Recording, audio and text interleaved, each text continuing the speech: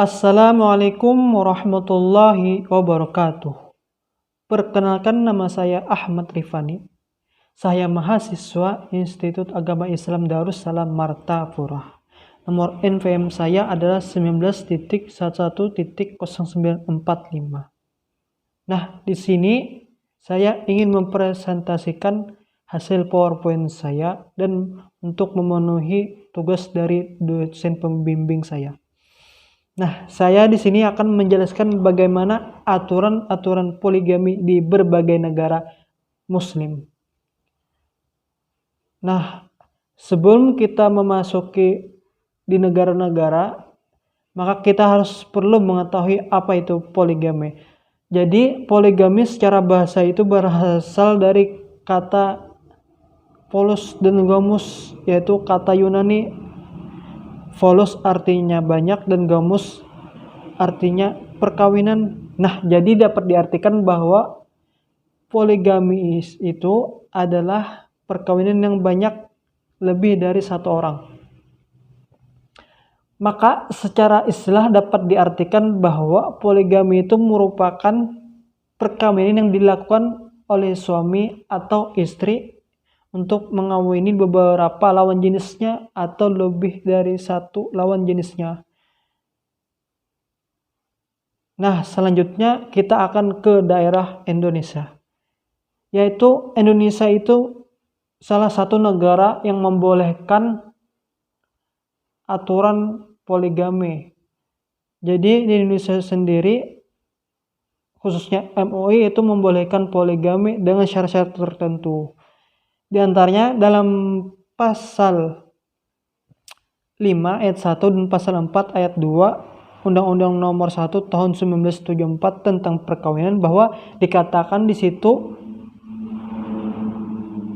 poligami boleh dilakukan apabila mendapat persetujuan dari istri sebelumnya dan suami mampu menjamin keperluan istri dan anaknya setelah menikah. Jadi setelah menikah mereka tidak kekurangan ekonomi. Terus adanya jaminan suami agar bisa bersikap adil terhadap istri mereka setelah menikah. Jadi tidak membeda-bedakan istri yang satu dengan yang lain. Terus dalam KHI itu disebutkan bahwa dalam pasal 56 ayat 3, perkawinan yang dilakukan istri kedua, ketiga, ataupun keempat tanpa izin dari pengadilan agama, maka itu tidak akan mempunyai kekuatan hukum di mata hukum negara ini. Terus kita akan berlanjut ke daerah negara Malaysia. Nah, di Malaysia ini poligami dibolehkan. Bahkan poligami di Malaysia ini lebih baik daripada poligami di Indonesia. Jadi poligami di Malaysia ini dibolehkan memiliki istri hingga 4 orang. Tidak lebih dari 4 orang dikatakan, maka poligami tidak bisa dilakukan. Terus apabila seorang istri sakit atau mandul, maka suami ini boleh mengajukan poligami. Terus setelah mengajukan poligami ke pengadilan, maka apabila suami mendapatkan persetujuan dari pengadilan, maka boleh melakukan poligami. Nah, setelah dia menikah, suami harus mampu bersikap adil dan bijak setelah menikah, sama kayak Indonesia tadi. Terus kita akan berlanjut ke negara Maroko. Nah, jadi di Maroko ini pada dasarnya itu poligami itu dilarang. Jadi poligami itu bisa dilakukan tapi agak sulit. Nah, untuk melakukan poligami di daerah negara Maroko ini harus ke pengadilan, yaitu menyerahkan dokumen keuangan. Terus harus dapat persetujuan dari istri sebelumnya juga. Terus kesanggupan sang suami memperlakukan yang sama setiap istri setelah menikah. Nah, jadi kesanggupan suami ini perlu. Terus dokumen keuangan ini harus perlu diperiksa sesuai dengan gaji mereka. Jadi di sana apabila keuangan ekonomi suami lebih baik, maka dikatakan bisa. Terus kita akan berlanjut ke daerah negara Mesir. Nah, di Mesir ini poligami dilakukan sesuai aturan-aturan undang-undang di sana. Jadi di Mesir itu salah satu untuk melakukan poligami adalah menyerahkan slip gaji pria.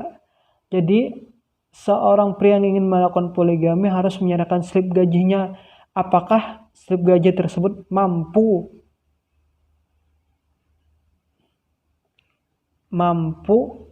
membuat keperluan istri dan anaknya.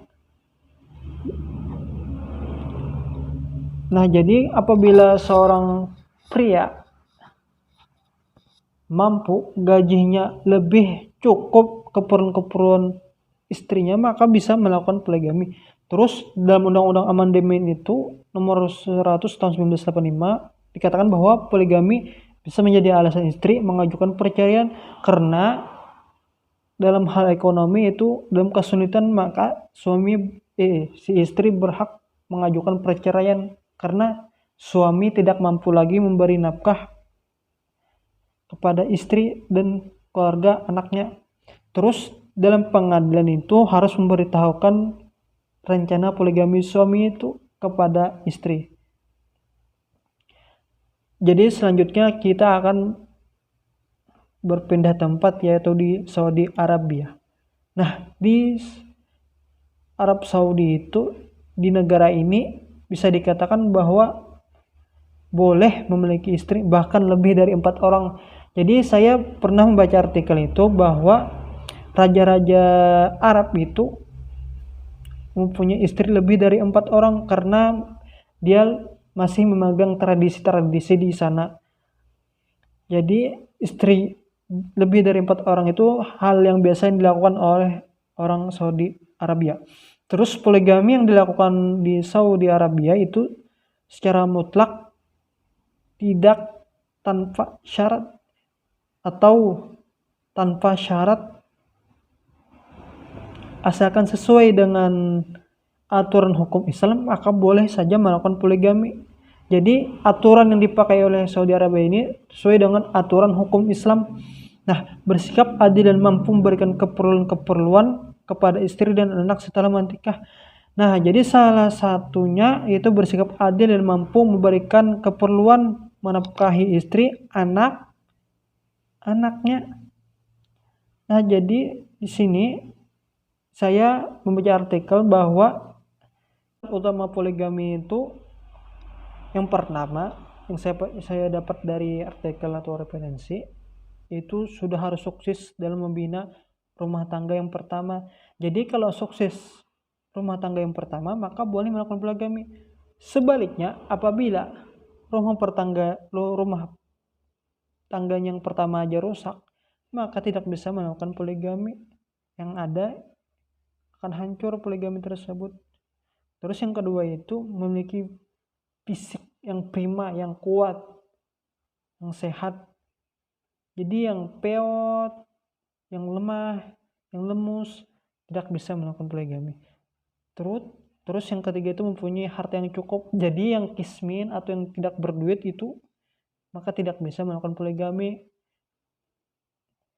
Kalau melakukan poligami, bagaimana istri mereka bisa terlantar? Terus harus bisa bersikap adil. Nah, yang ini yang sulit untuk bersikap adil terhadap istri-istri yang lain tanpa memihak satu sama lain, tanpa memanja-manjakan istri satu sama lain.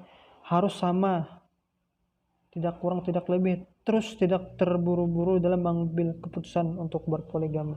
Nah, itulah syarat untuk berpoligami menurut artikel ini yang saya baca. Sekian dari saya. Wassalamualaikum warahmatullahi wabarakatuh.